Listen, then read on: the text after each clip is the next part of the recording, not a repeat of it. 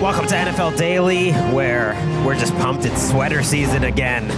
I'm Gregg Rosenthal. I'm here in the Chris Wesseling podcast studio. Yes, on a rainy Los Angeles day with my friend, Jourdan Rodrigue. I know. You walked in your green sweater. I have my gray sweater on. We both got the subconscious memo. It's below, 68 degrees in LA right now? It's just, no one likes to hear Los Angeles people celebrate when it actually gets a little cooler, a little rainier. But it's beautiful here. It's a beautiful time in the season. We think we know some things. We don't know anything. I was going to mention what's coming up on the news, but those things aren't really beautiful. It's like injuries and a head coach losing his job. But we're going to talk a little TNF with the Steelers and the Bengals later. And we're going to play a game, Jourdan. I know you love to play games. And this game is Would You Rather. I do love to play games, Gregg. What kind? Are you a board game So type?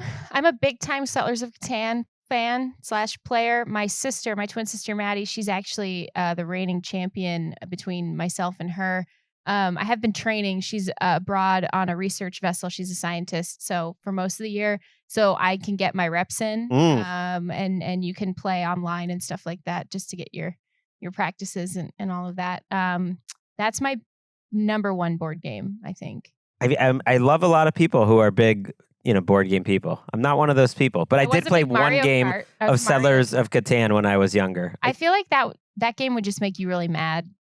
I don't have the patience. I liked Risk. But that was when I was 12. I'll tell you this. Grow up. Fans of Settlers of Catan will know exactly what I'm talking about when I say this.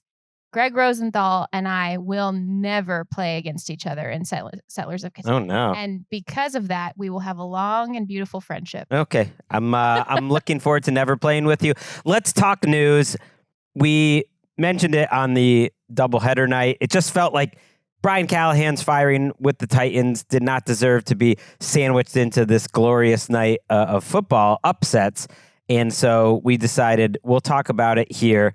One of the least surprising firings, at least we knew it was coming at some point this season. We didn't know when. It happens on a Tuesday afternoon. It comes from the team itself. I find that interesting. Absolutely no national reporters had it. No local reporters had it. In fact, Adam Schefter was on air being asked about it half an hour before or something like that and said, I don't see that happening. And so that indicates to me maybe it comes from the very top, and no one really had a beat on what ownership was thinking there. It was not ownership, though, that spoke about Brian Callahan's firing. Let's listen to team president and president of football operations, Chad Brinker. We were looking for growth in this football team, and that's what this is about right now, is we're not seeing enough growth from this football team. We're 1-5. And we got to be better in this. And I want to acknowledge the fact that we're all frustrated. We understand that you, the fan, you're frustrated with everything that's going on. But we're doing everything we can. We will do everything we can to build a football program that you can be proud of. So I don't know if Chad Brinker ultimately made this decision. We don't know. He's the one that's answering all the questions. Amy Adams Strunk was not there at the press conference, which is typical. Owners aren't often there at the firings. Mike Borgonzi was there, the general manager. I do, though, buy the conspiracy theory that they did it before Mike Vrabel came to town, specifically. They did not want Mike Vrabel to be coming in there and reminding them of past dysfunction while Brian Callahan was still there. So maybe they get the fired coach bump this week to try to take out their old foe, Mike Vrabel. Yeah, I buy that, actually. I do buy that. I think that from listeners and viewers who think, no, a team couldn't possibly be thinking about that specific type of detail when making massive and potentially franchise-altering decisions. Yes, they can, and they often do.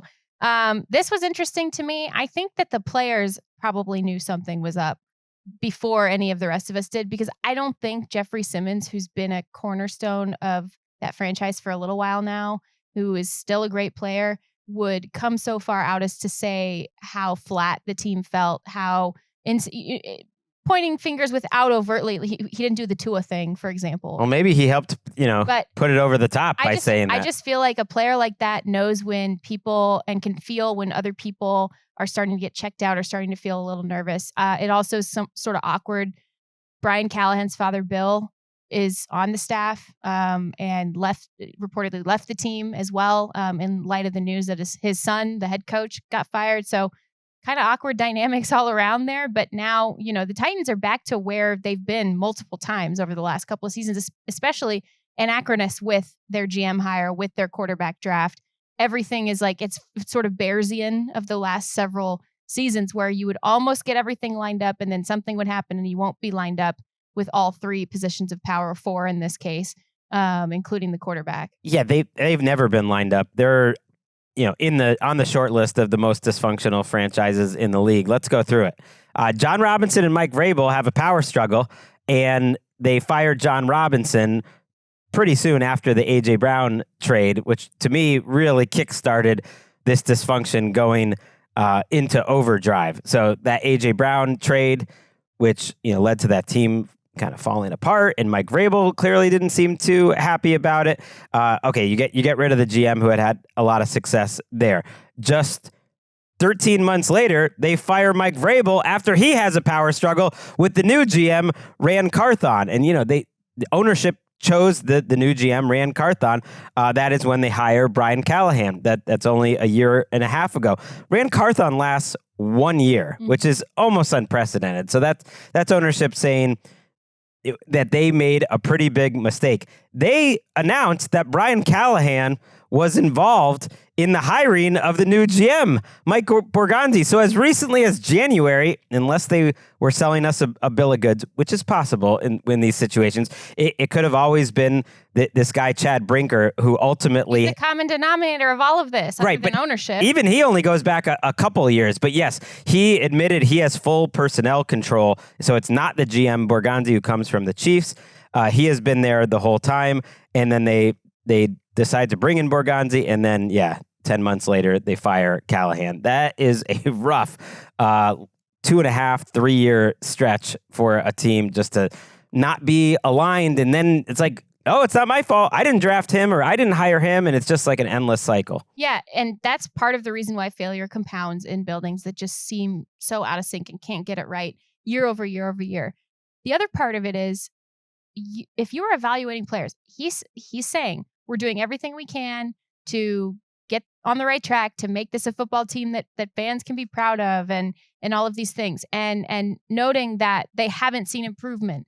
Part of that is because you're changing your entire evaluation language internally every 2 years, even every 1 year, not even giving one person, the GM, Ran Carthon, who's there for a year, to even install an evaluation. They've had 3 GMs in less than 3 years. That's crazy. What I don't think people understand, and I sort of saw this firsthand doing this Finding Rams series where I was embedded with the scouting and talent ID department with the Rams for a year. It's like the continuity matters. Continuity matters so much because you can develop a way to scout and identify players that specifically fit within the language of how a head coach is teaching his scheme and deploying his plays and concepts on the head coach, the defensive coach, all of these things that trickle into the different parts of the building. If you cannot get actual continuity on that side of the ball you might have the same scouts year over year, but they're being told to do different things by whoever the new GM or director of personnel is that's coming into the building. You're changing analytics programming. You are changing the types of traits that people prioritize in every single position on the field. You are either listening to a new coach who comes in and tells you exactly what he wants in his players, or in some cases, in some buildings, you are dictating to that coach what types of players he will be given. It's just not, it does not spell success when failure compounds. The number one reason is because they are not developing a language over enough time that integrates through every single piece of the fabric of that building. And that is a huge issue here. You saw it in Carolina for a while. You've seen it in Chicago for a while. It's part of the reason why GMs who maybe aren't doing as great as you would like get extensions and continue to get shots. Oh, Ryan Poles shade right there. Like Ryan Poles, because he what they see on the other side of it is okay, but you're establishing at least a bunch of benchmarks for how you're evaluating players. You're not just shifting it and changing it up all over again and giving the next person who comes in to coach an impossible task. So they make Mike McCoy the interim head coach. I think more than anything, it was just Brian Callahan didn't have it. It was like we're making all the reasons why the Titans as an organization hasn't had it for a while. Yeah, he is at fault for some of this too. I mean, he did not. I mean, he's at fault more than anyone. I never really understood the hire to begin with. He clearly impressed them in the interview process and everything, and he comes from a great lineage, and he got to bring his dad, who was a great offensive line coach, although the offensive line, I would say, is the single most disappointing part of the entire team right now, so it didn't work with Tennessee. But you never saw an imprint. You saw very predictable play calling. Like, the Raiders knew exactly what was coming last week. There was a play, Devin White talked about it afterwards, like, we knew exactly what they were doing on different, and you saw that again and again, that it was just a really poorly run offense. They didn't win games. They didn't show progress. So all that, like, makes sense. Mike McCoy, if you happen to remember the final days of the San Diego Chargers, he was the coach. It was a very depressing time the last couple of years. He was put in a tough spot. He did have a winning record one year when he started out, and then the last couple of years they thought they were leaving San Diego. I was at what they thought was the last game in San Diego Chargers history, and Eric Weddle goes around the stadium, and it's very emotional, and it's like this beautiful thing with the fans. And then the next year, they're like, actually, we are coming back. And then, so they do it again the next year, and it's kind of, again, not official, and they fire Mike McCoy right afterwards, and he's just kind of been passed around since. Not an inspiring hire, but ultimately, this keeps all the rest of the staff at the same position. And I did notice how Paul Koharski, who covers them locally, kept getting messages from different Titans fans who were getting texts from the team to buy season tickets now that they've fired Brian Callahan. Because previously they said, we'll consider buying some tickets when you fire Brian Callahan. So it was them circling back. And to me, I think that's it more than anything, is just total apathy and just trying to give the fans something that they are happy about. They're gonna now obviously early on here, and you're gonna see this probably with at least 1 to 2 other teams before the season is done. Coaching search cycle starts all over again. So you'll see a lot of names put into the running, quote unquote. Agents are really good at that this time of year, floating the names of their clients as possible candidates for jobs like this. You'll see probably them look in a lot of different areas, including college football, with some of the movement that's happening and will continue to happen with that big Penn State job coming open. There will be movement all across college football because of that. You're going to see the Titans really, this will be interesting because they're first. So when you're first, that's part of it too. I think why they moved the way they did. When you're first, you get a head start on everybody and to try to get it right. We'll see if they can. Obviously, we hope the best for Cam Ward, but he's got 11 more games to go in his rookie season. There's so much more, and they're keeping the same play caller, Bo Rodrigue, even though he's not the offensive coordinator, which that's confusing, to Denard Wilson. They need an offensive line coach. Right, yeah. So, who's doing that? I know. You figure they get the bump from getting rid of Callahan, but also, like, how much can you really change in that quick of a period? And Mike McCoy seems like a nice guy. Definitely not like a fun interim head coach. He's not part of that genre of coaches, which I love. Like Bisaccia. Like Dan Campbell. Like Dan Campbell with the Dolphins back in the day, who's got to make speeches and got to get everyone fired up. Mike McCoy is, kind of the Brian Callahan of interim head coaches. He's just kind of there. But maybe he's learned a lot over the last decade. We'll see. All right, let's just fly through the rest of this news. Puka Nacua is expected to miss some time, according to Ian Rappaport. Sean McVay will not go that far and just says he's day-to-day. They're going into a bye week, so it does make sense that they would let his ankle heal and see if he can come back after the bye. How do you think they look offensively without him? We'll preview the show, but just on the Puka front. Well, you need Jourdan Whittington to step up because he's kind of the one who plays in a little bit more of that Puka role, specifically some of the more hybrid tight end stuff that Puka does, less so the pure receiver stuff that Puka does. So you really need more from Jay Witt, who had a couple bad plays last week and a big drop that he should have had. So that's one thing. This is Devontae Adams now. And him and Matthew Stafford missed a couple of plays together this last game, a couple of like just out of sync kind of timing stuff. So you really got to get that locked in. This is one of those two where it would not surprise me at all if Puka tries to go. Like if they say, oh, we'll leave it all the way up until game time. First of all, because that's just who he is. And second of all, they're playing the Jacksonville Jaguars, a Sean McVay disciple, Liam Cohen, Les Snead disciple, James Gladstone. Of course, they're going to try to play it, funny the entire way through. But it also, to me, would not be smart to play him because if you get hurt overseas, that's a long plane ride back and a brutal one to have an injury on. And then you have the bye week on the other side. Yeah, they got to think long term and think that, hey, if we're the team that we think we are, we could go win a game overseas against the Jaguars without Puka Nacua. So that will be interesting to see because he's been as valuable as any player in the league. Brian Branch, we talked about the fight that happened after the Chiefs-Lions game. I threw it out there wondering, is there a chance he would get suspended? And it did happen. I think some of his previous infractions might have played a factor here. Maybe even Dan Campbell's words after the game where he had no quarter essentially for Brian Branch, saying we will not stand for that, thought it was a cheap shot. So they lose Brian Branch for a tough matchup for the Lions They're this already week. depleted in the secondary too. That's tough. They are down their top two cornerbacks, and now they're down Brian Branch for a game. Who do they have this week? I forget off the top of my head. They have the Tampa Bay Buccaneers before their bye week. So the Bucs getting Tampa Bay's down a bunch of receivers. Yeah, getting a little bit of injury luck on the other side, which they also had last week against San Francisco. So sometimes it works both ways.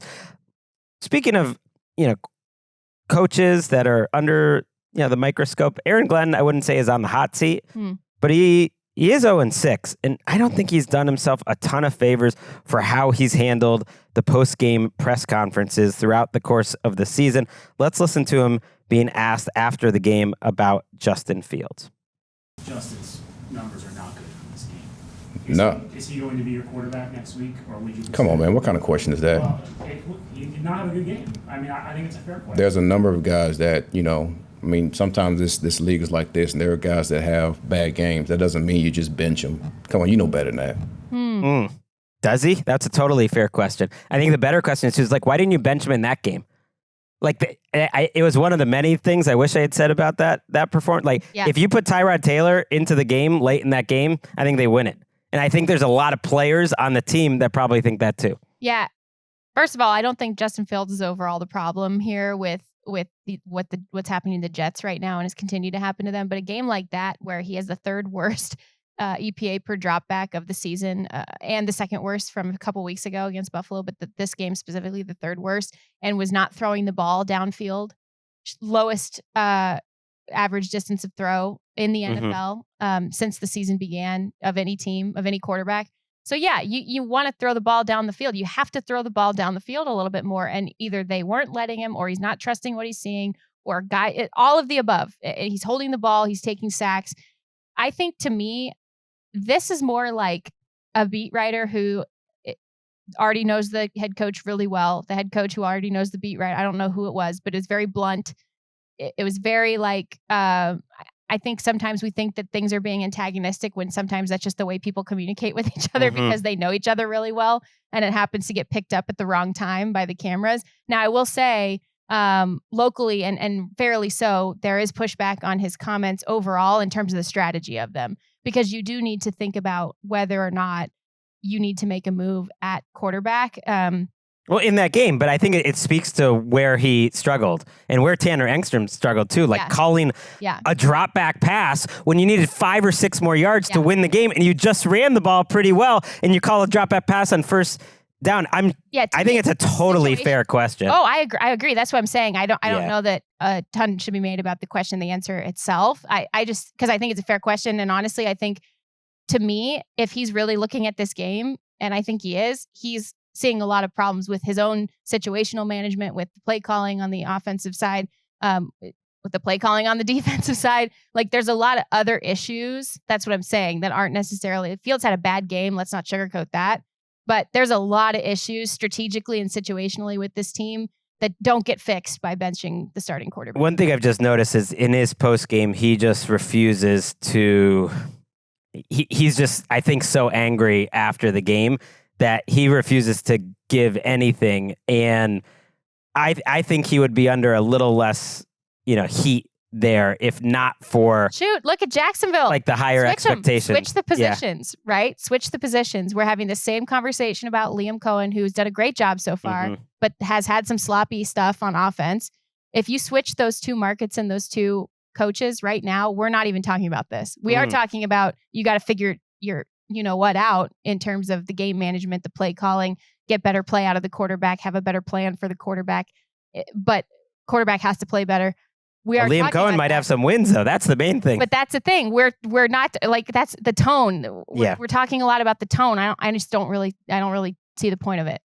I think it's more representing maybe how that locker room is feeling, or maybe just like giving a little bit to the fan base. Garrett Wilson was pretty open about how disappointed he was about that late second quarter into halftime strategy. Like he said, I know once I learned what the plan was, I was disappointed. Yeah. And as he should be. It was a cowardly way to coach a football game. Yeah, I think when you're the kind of CEO, head coach, you have to have that part of the game, and part of it is game management button down, and part of it is handling the media afterwards.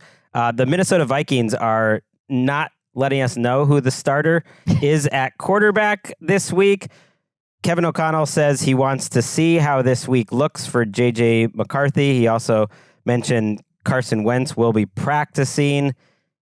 Does feel like Carson Wentz has a good chance to start again. A little bit of a soft benching, I feel like, for J.J. McCarthy. There is somebody who you are not thinking about in this conversation that I think the local media there has been thinking about since training camp. We all should be thinking about and talking about as it pertains to, can Carson Wentz actually, not Carson Wentz up a game, or is he hurt and banged up? Max Brosmer, their backup, who basically he was the only backup that stayed on the team. They overhauled their entire quarterbacks room late into training camp to bring Carson Wentz in. They kept Max Brosmer in. When I was there for training camp, not only was he throwing the ball really well, but the coaching staff, this kid's got something. And the coaching staff is buying in on his development. Now, I'm not saying he's going to come out here and be the future. I'm not saying that at all. Please don't be in my comment sections.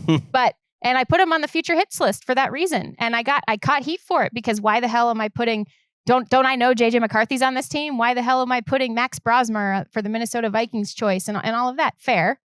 But he's got something to him, and the coaches see it and they like it. And they want him to stick around, and they want to develop him. I was getting excited in London when he was warming up on the sideline. We thought it was Brosmer time, but it didn't happen. Wentz stayed in that game.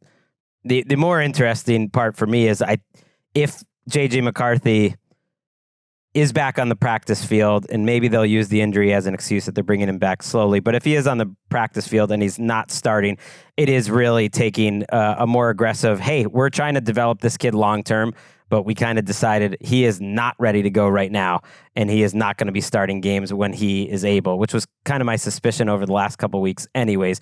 And it's different, but I think we have to support quarterbacks having different development arcs and timelines. So we've learned enough. We definitely would have been surprised going into the season to find out that this is how it was going, but we'll see. Maybe it'll be McCarthy this week, and this will all be a waste of time. Surprising news this week: Eagles pass rusher Zadarius Smith retired out of nowhere, and he signed with the team 4 weeks ago, made a big impact, I would say, in the first couple of games, and has been playing plenty. They're without Nolan Smith, so they are very thin in terms of their edge rush group. It is becoming a major problem for them. They have Azeez Ojulari, they have Jalix Hunt, but they are just not getting much heat. So it just makes you think that Howie Roseman's going to make a move there, maybe a move at cornerback. More on that in a little bit. And then finally, I noticed Chauncey Gardner-Johnson was released from the practice squad, and since we are the official podcast tracking all the doings of CJGJ, our great producer Eric decided he'd put together something combining a couple clips from the last few weeks. Let's be real. every team that's gotten Chauncey Gardner-Johnson since has gotten sick of him pretty quickly. But it's getting shorter and shorter. Right, it's getting shorter. The Eagles had him for a year, and then they let him go to the Lions, who had him for a year. And to be fair to CJGJ, the Eagles took him back. One's going to add a little spice to the defense. CJ Gardner-Johnson, who did not play well or fit in Houston. Yeah. But you don't go to the Ravens kicking that noise. How many weeks is he there? I feel like he's going to have learned, and he's a good player. Oh, yeah. I'm going to say, all right, we got weeks left. 12 He'll be there through the weeks left, season. Then I'm going to give him one more year. 30 weeks left. I think he gets a solid year and Will a he half be with the benched Ravens. at any point? But this is, then? And then he'll kind of expire. That second clip was from 7 days ago, so I was only 29 weeks off. That was rough. That's okay. You know what? His agent Restart the counter. His agent told Pro Football Talk that they wanted a spot with a clear path to playing. And once the Ravens made another trade for a safety, Alohi Gilman, the path to playing was really no longer there. And so he gone. I need someone to not let me put off getting a haircut for quite that long in the future. Real shaggy September over here. I mean, yes, those two clips from September and quite October. So much happens. I love a little shaggy September. Let's take a break. We're going to play a little game of Would You Rather in just a few minutes. Talk a little TNF too. Back on NFL Daily, and we're going to play a quick game of Would You Rather.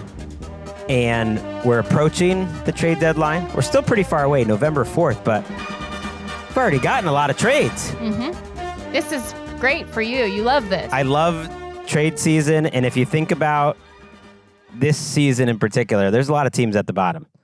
Like definite sellers, Titans, Raiders, Saints, Browns, Jets. That's a lot of potential sellers, considering we're only 6 weeks in. We still got a few more weeks. There's more possible teams out there. Like, would the Ravens and Bengals ever be sellers? I mean, if the Ravens... Cardinals be sellers? Yeah, if they took on some L's. So we're going to play some Would You Rather. Mine were somewhat focused on jamming some trade content. So I am shocked by this information. I'm just going to throw out one which has just like a little bit of backing, information behind it, but is more just spicy and fun. Would you rather A.J. Brown or... Actually, let's go. A.J. Brown and a 4th-round pick, or Christian Gonzalez of the Patriots. Whoa. Oh, man. This is partly informed by Mike Vrabel and the Patriots seeming to be like a little annoyed all the time about injuries, about injuries, and about injured players in general. This was a thing back in Tennessee. Cannot actually humanly help. Let's be annoyed about that. And Mike Vrabel made it pretty clear in Tennessee he would get sick of and sometimes get rid of players who would miss practice with soft tissue injuries, which is what Christian. So to me, it doesn't make a ton of sense to trade him. But if you would. The Patriots have been connected with A.J. Brown, and this is just a way of the larger conversation. And look, teams are having it around the league. Like, could A.J. Brown be available? I think there's a lot of teams that think either A.J. Brown or Devontae Smith could be available at some point. To me, A.J. Brown would make more sense of those two. And so there's an interesting need combo here. I think the Eagles would do that trade, but which would you rather? I would rather if I'm a team that's in contention possibility, like aka I'm a buyer and I'm looking to see if, after the deadline I can make a real run, I would take AJ Brown. Woo! If I had a quarterback and if I had a pass heavy or even balanced attack, like I'm looking at, there's a couple teams in Los Angeles that might be into having AJ Brown on their roster. There are teams all over the NFC. There's a Buffalo Bills team. If he was available, he'd have a fantastic market. Yes, there'd be a Buffalo Bills team that might be super interested in having a receiver, finally a number one receiver like A.J. Brown on the team. And maybe even having a player such as that on your roster kills the entire section of the playbook that's all gadget plays. How about that? Wouldn't that be something for the Buffalo Bills? I think I would pick A.J. Brown. I love Christian Gonzalez, this, but I think that I would rather if I'm looking to actually make a push, I'm looking at scoring points, run blocking, I pick AJ a little. Maybe I'm overrating Christian Gonzalez because I threw in a fourth with AJ Brown because I just figured Gonzalez is going to get a big contract after this season. He'll be eligible for the first time. So the big I think contract you just wait the Patriots out on that. Is coming, but the big contract would be coming for AJ Brown too. You can't trade for him and not give him even another upgrade, although he just got one. He's already getting paid a lot of money. But the difference in years, I just think about, I guess what top number one wide receivers are worth on the market a little bit more than number one cornerbacks. But I think if you were just putting cornerbacks on the open market in a vacuum, everyone's just available. I would guess Christian Gonzalez would be a top 5 cornerback in the entire NFL. And maybe AJ Brown is a top 5 receiver too. But at that age, and you have cost control for him for 5-6 years, I would think that would be an extremely attractive trade target. That Patriots fans would go crazy if they traded him. But if you are, again, you're talking trade deadline specifically, Greg, so you're not really thinking necessarily about 2026. If you're a team that is aggressive to buy at the trade deadline, you are thinking about this January and potentially this February. That's what you're thinking about. All the other stuff can come after that. But that's what you're thinking about, is breaking through that final window of contention, that final little ceiling, and getting into the real contention area versus playoff contention. You have to make some big moves in order to get to that point. And that's why I think a team would and potentially will even make this move if he's available, because he can take your receivers room from an A to an A plus, a B to an A plus, hell, a C to an A, depending on your passing attack and your quarterback, if you bring him into your building. Well, imagine AJ Brown is the one, and you're talking about you need a good quarterback. How about Drake May? He would qualify. I want this to be the trade. That's the trade. That's what I'm saying. Which Greg, would you rather? You're so back. I think I could see that happening. I wouldn't want it. I actually would rather have Christian Gonzalez personally because of the long term thing. It's hard to find a good young quarterback. All right, give me one. Okay, this is kind of related to not just this head coaching vacancy, but a couple of others who have been on shaky ground over the last year or so. Would you rather, you're starting in 2026, you're not coming in now, you're starting in 2026, rosters as is. Okay, so don't do the free agent math or anything. Rosters are as is. Would you rather take over the Tennessee Titans, the New York Jets, the Miami Dolphins, or the New York Giants? In ownership counts? Ownership, everything counts, but you are making roster and coaching decisions. Ooh. I'm drunk with power. Yeah. Well, you can eliminate. I knew you'd like this one. Yeah, you can eliminate the Dolphins and the Jets quickly, I think, because they don't have quarterbacks that I would want. Jackson Dart is a consideration. Ownership, these are teams that have done a lot of losing ultimately. I think you'd feel better about the Giants ownership over the the longest of stretches. So that's a positive for them. I'm going to have a lot of confidence that I'm going to be the one to really fix things. And I can fix them, Cam Ward. I think I would take over the Titans of it just because of Cam Ward. That's an interesting one. I actually thought you would pick that one. I actually would pick the Dolphins because if I'm looking at the roster as is, what I see, if I am a GM or whoever the person in control is going to be, I will get to hire my own head coach at that point. And in turn, there hasn't already been a move to make that move prior to 2026. Okay. I see a roster full of big time tradable assets, from the quarterback to the edge rushers to the receivers. Still, if you want to, but you said for the rest of this season or next? No, next season. Well, those guys are all gone. But I'm saying right? you have this whatever core is there now. This is what you have to work with. That's what I'm saying. Don't think about free agency or whatever. I see a complete rebuild. And I see a huge load of picks coming in, draft picks coming in, because of all of these players who would then be deemed as tradable to completely overhaul and rebuild that entire place. See, we see things differently because they would be last on my list. I don't see any players that I really want long term there. Not many, like Jalen Waddle. There's one. Patrick Paul. Somebody would trade for Tua. Somebody would trade for Tua. Sure. but not that much. those And you'd pass have rushers- to take a dead cap hit and everything to get rid of him. I don't think you're going to get much. The pass rushers, even pretending they're on the team next year, which they're not going to be. Right, they're, but this is the parameter. Right, Come but on, even then- you gave me A.J. Brown a 4th round pick. You play, Yes. you play in the parameters of my game. this is why I will never play Settlers of Catan. I would- Taking your wheat. I would put him, even if you're getting the stuff that you would get for him like this year, for instance, because I think Chubb and Jalen Phillips will be available in trades. I don't know if it's much. The longer I thought about it, though, after I answered quickly, because my initial instinct is just take the team with the best quarterback. Yeah. I don't think that's right, because I think the Jets and the Giants ultimately have way more foundational pieces that I like. I kind of like the Jets' offensive line. I love the Jets offensive line in a vacuum. They're two Not young recently, tackles. but- That's like a really nice starting point. You have Garrett Wilson. You have Sauce Gardner. It's a lot to overcome. The Giants, I think, are the pick, actually, though, for me. Now that I came all the way back around. I'm not sure how I feel about Jackson Dart, but I get to see what happens.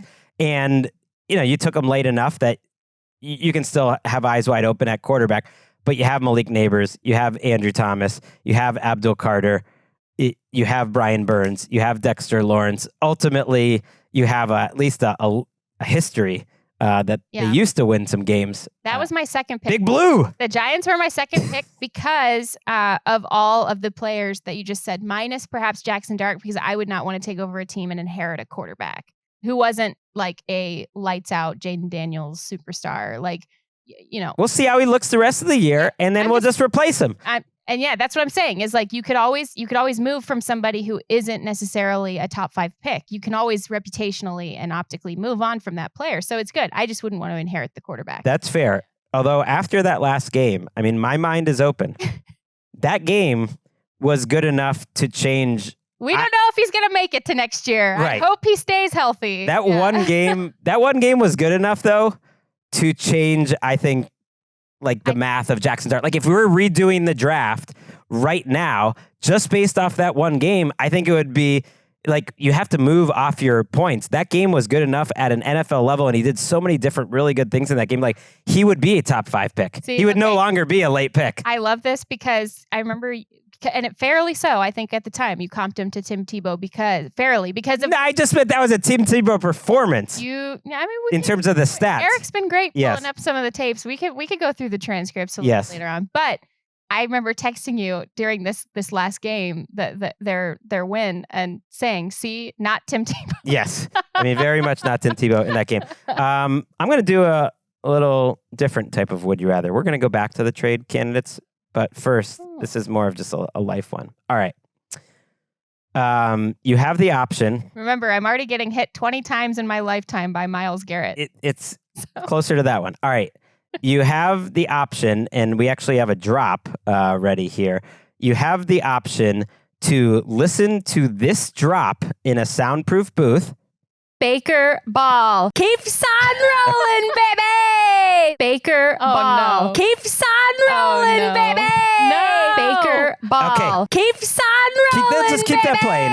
You're going to listen to this drop Keeps on rolling, while in a soundproof booth Baker Ball. Keeps for 24 hours straight while watching the Baker Mayfield scramble from Sunday on a huge television, in which the soundproof booth, you will be given exactly 2 salads from the huddle at 10-hour intervals. You can choose the ingredients of the salads. I know you like that. Okay. Or, okay. Yeah, That's- please stop playing that's this it. sound. Okay, so Please stop it would be playing this sound. 23 hours, 59 minutes more of that. But then and you're watching the scramble. Or you're back in the soundproof booth for 24 hours, but you have to listen to a specially curated podcast by Eric collecting every single mention and discussion of Drake May since the inception of NFL Daily. You don't have to clap for when you like good points, but every time you do, a bag of Trapper beef jerky magically appears for sustenance. So it's which would you rather? This is so personally curated. I don't know whether to be horrified or feel very special right now. Thank you. Oh, I do love a huddle salad. Okay. I thought that would. Stop playing the sound. Stop playing the sound. It's 24 hours. What if I threw in with the Drake May deal? You can also get the Bucks, every Sunday as like an assignment. I picked that one. Okay, so good. I picked that one. I want you to have to listen to And all I the get Drake beef May. jerky? The beef jerky. Anytime you clap, you have to clap to a good point. But yeah, Good job, Gregg. thank you. We're right the whole time, Gregg. Drake May, Gregg. No, we've got time to go. All right, you're up. Oh, that was so fun. Okay, I took your. This is another like very personally detailed one that Mhm. I cherish our friendship, and so I thought about you specifically when designing this one. Mostly based on your stature. Would you You like rather to talk about that a lot. Yeah. attempt a pass behind the Raiders' offensive line Mm. or against the Broncos' defensive line? Oh, wait. You have to complete a pass Attempt. behind the Raiders' offensive Would line. you rather either do that Oh. or attempt a pass against the Broncos' defensive line? Okay, well, I would just go Raiders because I would hope that we're playing the Titans or something like that. I don't know who we're You want playing. Jeffrey Simmons right in your face? I mean, that wouldn't be great. I mean, Interior pressure for a lower stature quarterback? but Come on, Gregg. basically, the Browns defense is a worst case scenario. If you're picking the defensive line I at least want to go against, they're in the top 5 certainly. So I just feel like I'm going to roll with the Raiders. I feel like you Silver and black, I would look good. It's slimming. It's cool. I feel like you put 60% G on the back of a Raiders jersey. That's selling. Yeah. You know? I also feel like because I would know that you would want to, just for a minute, put yourself into Geno Smith's shoes, his cleats, feel his Maybe not pain. this year. You'd want to feel just a small percentage of his pain, take that away from him, take it upon your shoulders. It was in that moment, you only see one pair of footprints leaving the field that day, Gregg. It's in that moment that you carried him. I would do anything to help him out because he is not having fun playing football right now. You can see it. They got the shackles on him. It's not going well. And you can kind of, just imagine what it's like for, watching Dylan Gabriel every week and then like subtract like four more inches. He's what, 5'10", 5'11"? It would be comical. We'll wrap up with more of a trade deadline he won again because they did want to get, some talking. And there's a lot of interesting players potentially available. And so I just thought I would give you some of the offensive skill guys. Who would you want the most? So I'll give you Chris Olave or Jacoby Myers or Breece Hall or Rashid Shaheed. Those are some of the most interesting skill position players I think will be available for various prices during the trade deadline. Jalen Waddle an option at all? No? You could throw that in if you really want. Okay. I'd probably take Jalen Waddle. Okay. Yeah. Chris Olave would be good. I worry about the concussion history. Obviously, as a human, I worry about that for him. Rashid Shaheed's got some pop. I think I would take Jalen Waddle, though, if I was going to choose. Especially if I'm looking at the parameters in context of the trade deadline, like I said, buying to win now. Yeah. I think I would want that speed and versatility on my roster. I think they'll wind up not really making him available, but I'm making him available to you. So that's a totally fair answer. I could see that. It's interesting to watch Olave and Shaheed.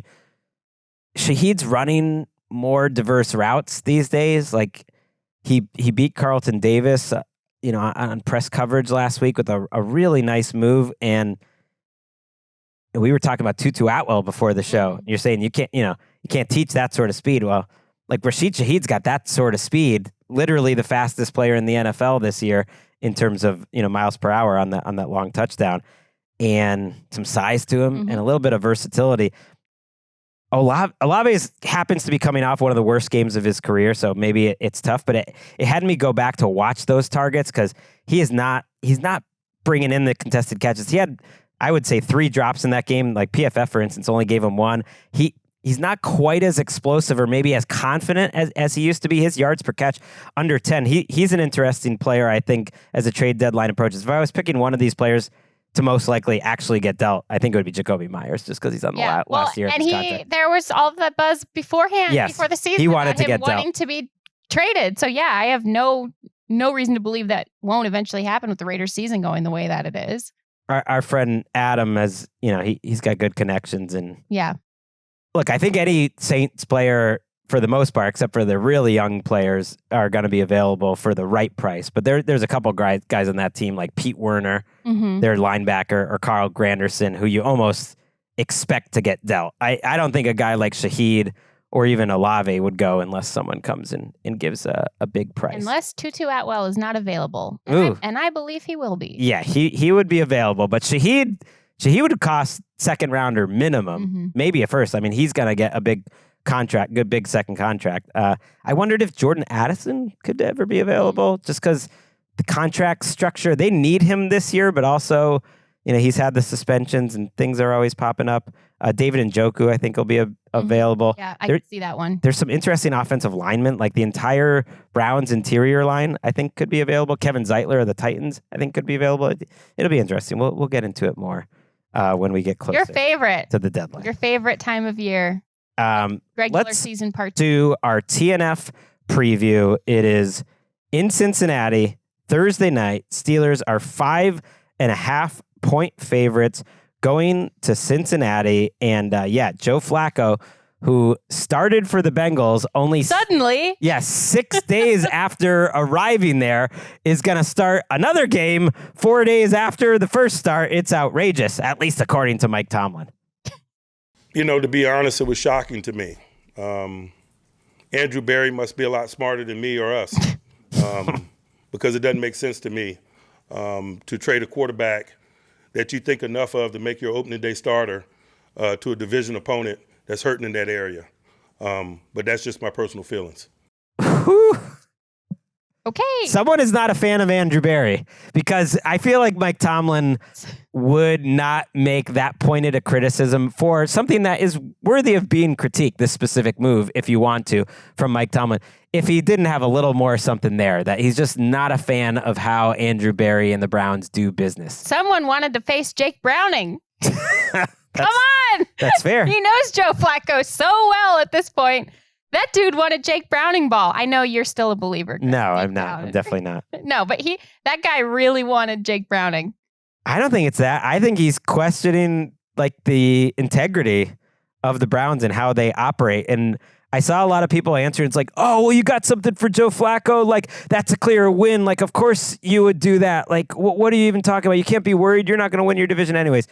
Okay, let's calm down about, they got something. They got something about, hey, we got trade resource. You got a 5th to a 6th round pick swap. That's worth nothing. That is worth next to nothing. And whenever people make a big deal of we got something for him, and it's some pick swap that you're going to give up 1,000,000 times on day 3 of the draft when you're just moving, it's just calm down. I kind of like Mike Tomlin saying are we even trying to win at playing football here? Or are we just playing math? Yeah, because sometimes he does make comments about other organizations, but it's never overt. It's always there's a lot of subtext to wade through, and there's hints and clues, bits and pieces, but never I'm going to call you by your name kind of a thing. That was wild to me. I do think there's something to not really wanting to see the more veteran quarterback, especially one who's so familiar with the Steelers and the defense they have always run. That's changing a little bit now, but still is Mike Tomlin's defense. 25 times, 22 in the regular season and 3 times in the playoffs, Joe Flacco has faced the Steelers. Wow. Flacco is 11-11 in the regular season against the Steelers and 1-2 in the playoffs. In the 22 regular season meetings, this is courtesy of my colleague Mike DeFabo at The Athletic, he's completed 61% of his passes with 27 touchdowns and 12 interceptions for a passer rating of 85.4. When he's at a passer rating of 98 or higher, he's been 7-0, including the playoffs against the Steelers. So, yeah, I think he wanted Jake Browning. Yeah, I mean, let's calm down though. Like I know it's like Joe Flacco. It's like 70-year-old Joe Flacco. Yeah, I get that. I mean, let's calm down. Those numbers are doing a lot of work from 10, 15 years previous when That's they what were I just playing said. It's twice. like Right. it's 70-year-old Joe Flacco, but he knows this group. Like he played well last week. I think the Bengals are putting a lot into what happened in the second half of last week, but he did show up there, and that Jamar Chase touchdown was a thing of beauty. And we find out after the game that it was an audible called by Jamar Chase. I mean, I haven't heard that happen. I love it. Also makes you wonder, like, what exactly is Zach Taylor doing there? That the wide receiver is going into the huddle and just calling plays? Because Flacco and Chase and Higgins, Flacco was saying it was so cool to see how good they are on the field. Like, he literally hadn't practiced with them. He had 12 practice snaps with them during the week, and to see what they could do on the field. And they were just talking about, hey, this could work, that could work. And they were out there just like calling plays by themselves. And I think he got rid of the ball very quickly in the second half of that game. He was decisive, and he looked better in that one half than he had at any point for the Browns this season. Yeah, he gives the great receivers a chance, and he's not really he's playing kind of like F-it mode football right now. He literally has nothing to lose. These teams are trading him around, basically being like, can you help us get the ball to our pass catchers so that they don't stop showing up to our building? Like, get these guys the ball. And that's what he's going to do. And with as sort of banged up and limited as they've been, the Steelers have been in the secondary. Joey Porter Jr. obviously came back last week, still a little bit banged up from the injury. Jalen Ramsey was dealing with the hamstring, but played really well last week. On a short week, I think that, yeah, you're probably kind of annoyed that this is the guy who's at least going to give his pass catchers a shot. Right. I do think he's an upgrade. Ultimately, they have so many other problems on their team. And so I'm curious what you think about Aaron Rodgers coming off potentially his best game in years. Yeah, potentially his best game since the Packers. He did have some great box score games with the Jets last year, but eye test wise, I thought he kept stacking really good play after really good play. He had the wow plays, but overall he was just really composed. And he's going up against a Bengals defense, which might not have Trey Hendrickson, and just benched their inside linebacker, Logan Wilson, who had gotten multiple long-term contracts and is only 29 years old, and they benched him for a rookie, Barrett Carter. So they're playing two rookies at linebacker. Neither of whom played well last week, by the way. Demetrius Knight really hasn't played well all season. So how about that chess match for Rodgers against this Al Golden defense, which has been playing hard but not consistent? When I went back and watched the Steelers, all 22 of the Steelers this last game, yeah, I agree with you. I think other than that sort of garbage time of the season Rams game where the Rams came to the Meadowlands when he was still a Jet, and made it kind of a game at the end of the game, other than that game, this is the best game I've seen from Rodgers in a while. And it really was the second half. And what I saw from Aaron Rodgers in that game was a lot of the last couple of years have really been punctuated by, like, there have been mistakes all over the field, himself included. And he's always looking around and getting angry, and he's angry at the sideline, and he's angry at team, and he's just angry. Well, in this game, early on, he misses a long pass attempt to DK Metcalf. It was wildly underthrown, like egregiously underthrown. So that's the thing where you're like, okay, this is probably why, in part, he's not really throwing the ball down the field anymore. But he got mad. He was mad at himself, clearly. Like, he sort of internalized it in a way that, to me, I've only been watching him externalize it for the last couple of years. And instead, he folded back into what the game plan clearly was and will be moving forward, which is hit yak plays and get the ball out fast, which he always does, but depend on these guys to get yards after the catch, whether it's DK Metcalf, whose touchdown later in the game was off of a yards after the catch play on a quick throw by Aaron Rodgers where he was, on a movement throw by Aaron Rodgers where he was bootlegging out, which is great because he looks better moving now than he has in quite some time. He doesn't look 20, but he definitely looks better than we've seen. A lot of plays on the move last week. A lot of plays on the move. They're moving his spot around, and he's getting yards after catch plays to guys like Jalen Warren, who is playing a little yards after the catch receiver as well as running the ball, and DK Metcalf. And I think, and especially including the tight ends and the way that they're protecting, especially last week, and the way that they're moving his launch point, I think that bodes well. This bodes well for Aaron Rodgers and the Steelers. If he, again, he had the confidence and he let that thing sail, and it was several feet before where he intended to put it. And I think seeing that and then being like, okay, I got to come back to Arthur Smith's game plan here and actually adhering to it, I think it worked. And the play has essentially ended for Rodgers this year when he's gotten pressure quickly. Even last week, like the numbers under pressure have been bad. And I don't think their offensive line played well at all against Cleveland pass pro wise, but that's a much tougher matchup and they game planned around it so well. Yeah. We talked to Myles Garrett talked about it in the post game that it didn't matter. So if you have a bad pass protection group, and I'm still waiting to see what the Steelers group is like, I mean, this is the perfect matchup for you. The Bengals just have no juice if Hendrickson is not on the field. And even if he is on the field, they don't have a ton of juice. And you mentioned the tight ends. They have gone to the Darnell Washington offense.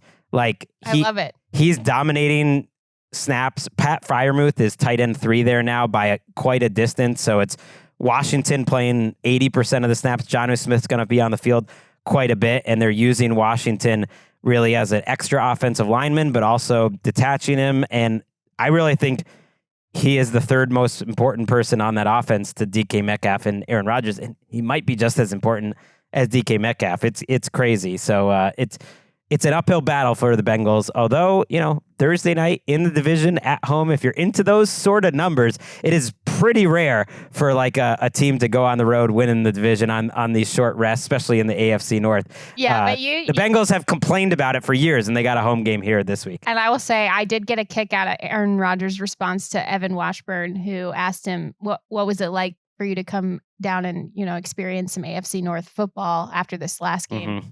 And Rodgers sort of looks at him and is like, well, I've been playing NFC North football for a while. Ooh. And so it's like, okay, so he's not, I think he's feeling it a little bit and he's not really fazed by any of this. They already have such a gap, thanks in part to some of the injuries around the division, especially at quarterback. They already have such a gap. These are games you cannot lose. Obviously, you cannot play down to your opponent.